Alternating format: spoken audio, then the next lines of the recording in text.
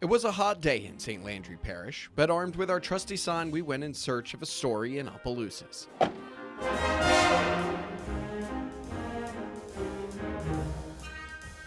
Do you want to sit and talk with us for a little while? What do you want to talk about? Whatever you want. And almost immediately, we had met up with Betsy and Ann, two cousins who are more like sisters.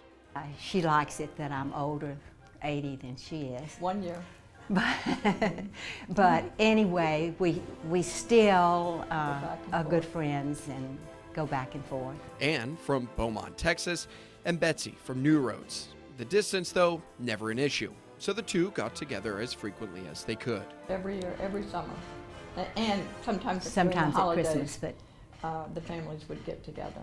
Getting an introduction to trains. it's an adventure, especially probably more so for me. More Well, so I had for never me. ridden a train. I mean, that was my But first you were experience more with a train. adventuresome than I from the get-go. So Big city. yeah, And riding the rails at an early age. I guess we began riding it alone. What? No older than 8, 7 or 8, or something like that. They took trips back and forth, partaking in what was a grand adventure. And the conductor would take us to this car because it was scary. We had to walk where the trains were coupled, I guess is what you call it, in these big metal things that shifted and carried on. And during the visits, Betsy would get an introduction to the city. And I got to ride the city bus. And you were so and afraid. I was so afraid because they didn't realize at that time that I was legally blind, that nearsighted. It was terrifying to me because I was always worried we were on the wrong bus. But anyway, my leader here, even though she'd say, "You ninny." And a taste of the country life. First house I would visit that they lived in had this great little screen porch off it.